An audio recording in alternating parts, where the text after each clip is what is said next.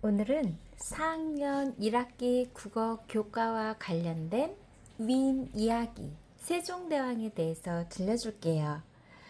조선의 왕이었던 태종의 셋째 아들로 태어난 세종대왕. 어렸을 때부터 똑똑하고 부지런했으며 학문을 열심히 닦았어요. 조선의 네 번째 왕으로서 능력 있는 신하들을 뽑아 한글 등 여러 발명을 하고 국방도 튼튼히 했죠. 조선을 백성이 살기 좋은 나라로 만들기 위해 애쓴 왕이에요. 세종대왕이 어떠한 일들을 했는지 우리 자세히 한번 읽어봐요. 조선의 백성을 위해 세종대왕. 출판사 한국글랜도만. 왕자님, 밤이 깊었습니다. 어린 왕자가 밤도록 책을 읽자 내과는 걱정이 되었어요. 왕자님처럼 책 읽기를 좋아해 눈병을 앓은 선왕이 계셨지요. 그래? 그분이 누구시더냐? 왕자가 눈을 반짝이며 물었어요. 조선의 4대 왕이신 세종이십니다. 나도 그분의 이야기를 들은 적이 있다. 자세히 말해보거라. 내과는 고개를 조아리며 이야기를 시작했어요. 세종대왕께서 왕자이실 때 군호는 충녕대군이었지요. 충녕대군은 책 읽기를 무척 좋아했어요. 밤을 지새우며 책을 읽느라 눈병이 날 정도였지요. 왕자가 더는 책을 읽지 못하게 하라. 아버지인 태종은 충녕대군이 걱정되어 이렇게 명령할 정도였답니다. 주자의 독서법. 책은 어떻게 읽어야 하는지 알고 싶습니다. 중국의 학자인 주자는 책을 읽을 때 지켜야 할 것들을 얘기했어요. 나도 그 방법을 따르고 있답니다. 책을 읽을 때는 느긋하게 생각하며 읽어야 해요. 밥 먹을 때에도 성급하게 씹어 삼키면 그 맛을 알 수 없지만 천천히 씹으면 맛을 잘 느낄 수 있잖아요. 책을 읽기 전에 잔잔한 물과 맑은 거울처럼 마음을 편안하게 하는 것도 중요해요. 거울이 깨끗할수록 내 모습도 더 잘 비춰지니까요. 또 한 구절을 완벽하게 이해하고 나서 다음 구절을 읽어요. 마음대로 건너뛰어 읽으면 다음 구절도 이해할 수 없을 거예요. 책을 읽고 깨달은 것이 있으면 반드시 실천으로 옮깁니다. 충녕대군은 22살의 나이에 조선의 네 번째 왕인 세종이 되었어요. 세종은 새벽부터 늦은 밤까지 나란 일만 생각했어요. 그리고 신하들을 불러 오래도록 의견을 들었죠. 신하들과 함께 이야기를 하다 보면 지혜로운 답을 얻을 수 있기 때문이었죠. 전하, 수라를 드실 시간이 벌써 지났사옵니다. 임금을 모시던 신하들은 세종의 몸이 상할까봐 걱정이 이만저만 아니었어요. 어진 임금이란 어떤 임금인가? 나란 일 중에서 가장 중요한 것은 무엇인가? 법을 잘 만들려면 어떻게 해야 하는가? 백성이 편히 살려면 어떻게 해야 하는가? 이렇게 신하들과 함께 이야기를 했죠. 세종은 나라의 힘을 키워야 한다고 생각해 용감한 장군들을 뽑아 군사들을 훈련시켰어요. 그러던 어느 날 세종은 왜구가 우리 백성들을 해치고 곡식을 빼앗아 간다는 소식을 들었어요. 세종은 곧바로 이종무 장군을 보내 왜구를 무찌르게 했죠. 용감한 이종무 장군의 군대는 왜구가 다시는 조선을 넘보지 못하게 혼쭐을 내주었지요. 세종은 집현전을 세워 학자들에게 학문을 연구하도록 했어요. 한 번은 늦은 시간에 집현전을 찾았다가 신숙주가 졸고 있는 것을 보았죠. 세종은 신숙주에게 어이를 덮어주고는 그가 깨지 않도록 조용히 나왔어요. 잠에서 깬 신숙주는 어이를 보고 세종의 깊은 사랑을 깨달았고 더욱더 힘을 내어 연구에 매달렸답니다. 여기에서 어이는 임금님이 입던 옷을 말해요. 신숙주는 어떤 사람일까요? 조선시대에 뛰어난 학자이자 정치가예요. 언어에 뛰어난 능력을 보여 훈민정음을 만드는 데에도 큰 공을 세웠죠. 훈민정음을 만들 때에는 자료를 모으고 공부를 하기 위해 명나라에 13차례나 다녀오기도 했답니다. 세종은 늘 백성들을 걱정했어요. 그래서 집현전 학자들과 함께 어떻게 하면 백성들이 더 쉽게 더 많은 곡식을 얻을 수 있을지 연구했죠. 농업 지식에 밝은 농부를 데려와 조언을 듣기도 했어요. 이렇게 해서 농사 짓는 방법을 가르쳐주는 농사직설이라는 책을 완성했답니다. 우리나라와 중국은 땅도 날씨도 달라. 중국의 책을 참고해서 농사를 짓는 건 옳은 방법이 아니지. 우리나라만의 농사 짓는 방법을 한번 책으로 써보자. 그게 바로 농사직설이니라. 세종은 책의 내용이 올바른지 실험해보고 싶었어요. 그래서 궁궐 뒤뜰에 밭을 일구고 책에 적힌 대로 직접 농사를 지어보았죠. 전보다 많은 곡식을 수확한 뒤에야 세종은 마음을 놓았답니다. 세종은 집현전에서 연구한 내용을 책으로 엮어 백성들에게 널리 알리기로 했어요. 그러자면 금속판에 글자를 새겨 책을 많이 찍어내야 했죠.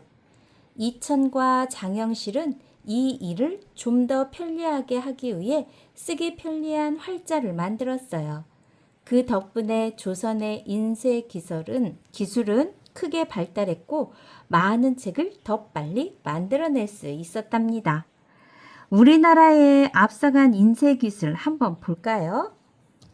금속판에 글자를 새겨 같은 글자를 여러 번 찍어낼 수 있도록 만든 금속 활자는 고려시대에 발명되었어요. 독일의 구텐베르크가 만든 금속 활자보다 200년이나 먼저 만들어졌죠.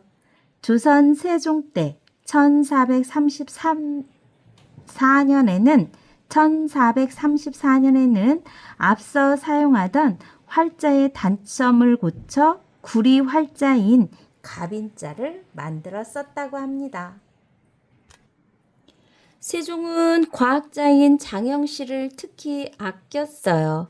장영실은 세종의 지원을 받으며 추구기, 수표, 자경루, 앙부일구 등 발명품을 쏟아냈죠.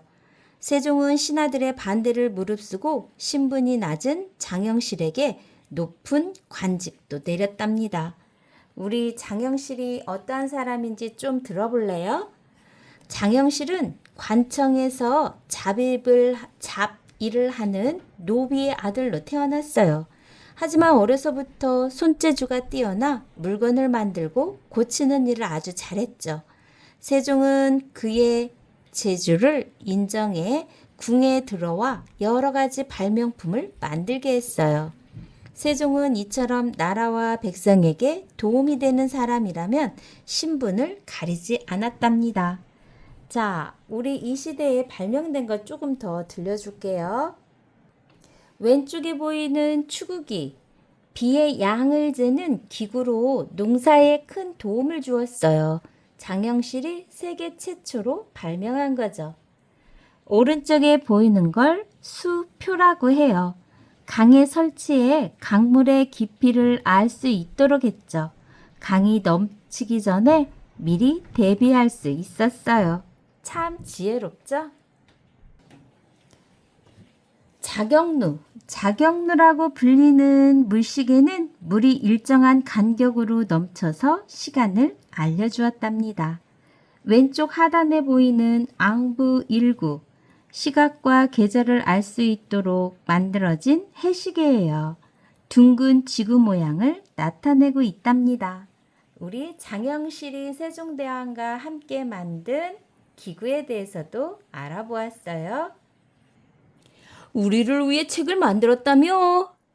그러면 뭐해? 까만 것은 글자요, 하얀 것은 종이인 것만 알겠는걸. 농사 짓는 방법이나 나란 일 등 중요한 일을 책으로 펴서 백성들에게 알려도 글을 모르는 백성들은 도무지 읽을 수가 없었어요. 세종은 이런 점이 몹시 안타까웠죠. 책이 있어도 읽을 수가 없다면 무슨 소용인가?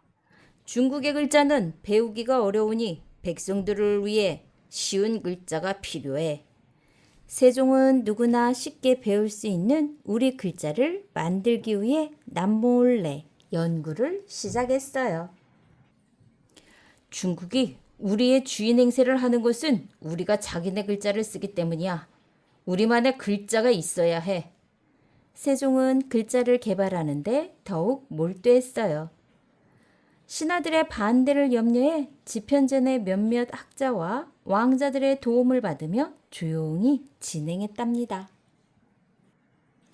그러나 시간이 지나자 신하들은 세종이 새로운 글자를 만든다는 사실을 알게 되었어요.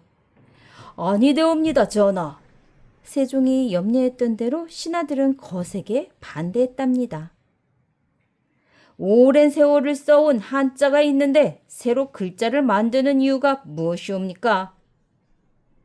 백성들이 글을 알고 많이 배우면 말썽을 피울 게 분명하옵니다. 중국 글자를 쓰지 않으면 중국의 미움을 살 것이옵니다. 세종은 늘 신하들의 말에 귀를 기울였지만 이번만큼은 신하들에게 크게 호통을 쳤어요. 백성의 소리를 듣지 않고 어찌 나라가 잘 되겠느냐? 너희에게 진정 백성을 위하는 마음이 있는 것이냐? 백성들이 말하고자 하는 것이 있어도 뜻을 펴지 못하는 사람이 많다. 내 일을 가엾게 생각하여 새로 28글자를 만드니 사람들이 쉽게 익혀 편하게 쓰기를 바란다. 세종은 백성들을 위해 만든 28글자를 훈민정음을 통해 세상에 알렸어요. 그때부터 백성들도 우리 글 한글을 통해 세상을 보는 눈을 새롭게 뜨게 되었죠. 우리 훈민정에 대해 더 알아볼까요? 훈민정음은 백성을 가르치는 바른 소리라는 뜻이에요. 1443년 글자를 완성해서 1446년에 책으로 만들었죠. 훈민정음은 28글자로 되어 있어요. 첫소리와 끝소리, 가운데 소리, 지금은 없어진 글자 24자만 쓰고 있답니다. 자, 여기에서 점은 하늘을, 그리고 한일자 같이 생긴 건 땅을, 이는 사람을 나타내요. 글자 하나하나에 세상을 담고 싶었다는 세종대왕이네요. 우리 28글자 어떤 게 있는지 한번 볼까요? 바로 보이는 게 첫소리와 끝소리, 가운데 소리 이렇게 28글자였는데 밑에 보이는 점, 온점, 반, 세모같이 생긴 거 있죠? 요거를 뺀 24글자만 쓰고 있어요. 훈민정음은 소리를 내는 기관의 모양을 따서 만들기도 했다고 합니다. 기역은 입천장에 닿는 모양, 이는 이의 모양, 미음은 아랫입술과 윗입술이 다물어진 모양, 리은은 혀끝이 윗입 바로 뒤에 잇몸이 닿는 모양, 이응은 목구멍의 모양. 우리 글은 24자를 이용해 어떠한 소리도 글자도 만들 수 있다고 합니다. 훈민정음은 백성들을 위해 만든 글자죠. 세계 어느 나라의 글자를 보아도 만든 사람과 만든 날짜가 분명한 글자는 훈민정음, 한글밖에 없어요. 책으로 펴낸 훈민정음은 예의본과 해례본으로 나누어져 있는데 해례본에는 세종대왕이 글자를 만든 이유와 사용법 등을 우리말로 설명해 놓았답니다. 주시경이라는 학자에 의해 한글이라는 새로운 이름을 얻게 됐어요. 한글이라는 이름은 누가 만들었다고요? 누가 이름을 붙여주었다고요? 맞아요. 주시경 꼭 기억하세요. 내관이 긴 이야기를 끝내자 어느새 창밖이 뿌옇게 밝아오고 있었어요. 어린 왕자의 마음속은 세종대왕에 대한 존경심으로 가득 찼죠. 어질고 지혜로운 왕이 되기 위해서는 어떻게 해야 하는지 잘 알 것 같았고요. 훗날 왕자는 세종대왕처럼 책에서 배운 것을 실천하고 나라와 백성을 위해 온 힘을 쏟은 왕, 정조가 되었답니다. 우리 정조는 또 어떤 사람인지 한번 알아볼까요? 정조는 1752년에 태어나 1800년에 돌아가셨대요. 조선의 제22대 임금이죠. 1776년 25살에 임금이 되어 24년 동안 조선을 다스리면서 조선의 문화를 크게 발전시킨 사람이 바로 정조랍니다. 우리 세종대왕에 대해 조금 더 알아볼까요? 세종대왕은 어떤 옷을 입고 어떤 음식을 먹으며 지냈는지 재미난 상식 한번 알아봐요. 세종대왕은 무척 뚱뚱했대요. 먹는 것을 좋아해서 하루에 4끼를 먹었는데 특히 고기를 좋아해서 고기가 없으면 밥을 먹지 않았다고 합니다. 수라상을 물린 뒤에는 꼼짝 않고 책만 읽었다고도 하고요. 다른 왕자들과는 달리 사냥 같은 운동도 싫어했어요. 궁궐 안에서도 걷지 않고 꼭 가마를 타고 다녔다고 하니 세종대왕이 뚱뚱해진 이유를 알 것 같죠? 왕이 먹을 수 없는 음식도 있다고 하네요. 왕은 어떤 음식을 먹을 수 없었을까요? 왕은 은으로 만든 수저로만 식사를 했어요. 은에 독이 대하면 색깔이 변하기 때문에 음식에 독이 들었는지 금방 알 수 있었거든요. 또는 신하들이 왕 앞에서 음식을 먼저 먹어보아 음식에 독이 들었는지 확인하기도 했대요. 왕의 밥상을 수라상이라고 하는데 수라상에는 조선에서 귀하고 맛있는 음식들이 모두 올라왔어요. 그런데 절대로 수라상에 오를 수 없는 음식이 있었어요. 뭐냐고요? 바로 장어예요. 장어는 왕을 상징하는 용과 비슷하게 생겼기 때문에 왕은 장어를 먹지 않았다고 합니다. 와, 그런 것도 있네요. 다음은 4학년 1학기 국어 교과서에 나오는 훈민정음의 탄생 이야기예요. 우리 함께 들어봐요. 명나라에 가는 사신들이 있거든. 말소리의 연구에 대한 책을 구해오도록 하라. 전하, 말소리 연구에 관한 책은 무슨 이유로 구해오라 하시나이까? 허허, 그저 궁금해서 그런 것뿐이요. 과인이 관심을 둔 학문이 어디 한두 가지요. 나라가 안정을 되찾자 세종은 새로운 문자를 만드는 일에 온 힘을 기울였습니다. 가장 먼저 한 일은 구해온 책을 읽는 것이었습니다. 신하들은 세종이 새 문자를 만들고 있는 줄을 꿈에도 생각하지 못했습니다. 세종은 평소에도 워낙 많은 책을 읽는 터라 누구의 의심도 받지 않았답니다. 세종 또한 새 문자를 만드는 일을 철저히 비밀에 붙였습니다. 신하들 중에는 중국의 문자인 한자를 쓰는데 자부심을 느끼는 이가 많아 그들이 새 문자를 만들고 있다는 사실을 알았다가는 벌떼처럼 들고 일어날 게 뻔했기 때문입니다. 하지만 세종에게는 시간이 그리 많지 않았습니다. 왜 이렇게 방안이 어두운가? 서둘러 방안을 환히 밝혀라. 전하, 어이가 바닥에 납작 엎드려 울먹였습니다. 불을 밝히지 않고 무엇을 하고 있느냐? 전하, 방이 어두운 게 아니오라 전하의 눈이 점점 어두워지는 것이옵니다. 뭐라? 어이의 말에 세종은 하늘이 무너지는 것만 같았습니다. 지금도 온 세상이 눈을 감은 듯 캄캄한데 조만간 영영 시력을 잃을지도 몰랐습니다. 세종은 대낮에도 깜깜한 어둠 속에 있는 것 같은 날들이 하루하루 늘어갔지만 식사를 하거나 휴식을 취할 때조차 늘 문자를 생각했습니다. 글은 말과 같아야 한다. 글로는 천이라 하고 말로는 하늘이라고 하면 안 된다. 쉽고 단순한 문자이지만 그 안에 담긴 의미는 세상 어떤 것보다 깊어야 한다. 이 우주 만물에는 하늘과 땅이 있고 그 가운데 사람이 있다. 이 원리를 바탕으로 문자를 만들면 어떨까? 또 사람이 말소리를 내는 기관을 본떠 문자를 만드는 것도 좋을 것이다. 오랜 시간을 묵묵히 연구한 끝에 세종은 훈민정음 28글자를 완성했습니다. 그 뒤 훈민정음은 백성들 사이에 퍼져나갔습니다. 이제는 글을 읽지 못해 억울한 일을 당하는 사람이 줄었습니다.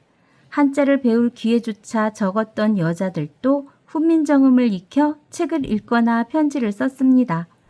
훈민정음은 그야말로 세종이 백성들에게 준 가장 큰 선물이었습니다. 와, 어떤가요? 선생님이 세종대왕에 대해서 이야기도 해주고 국어 교과에 나온 내용도 읽어주었어요. 다시 한번 천천히 읽어보세요.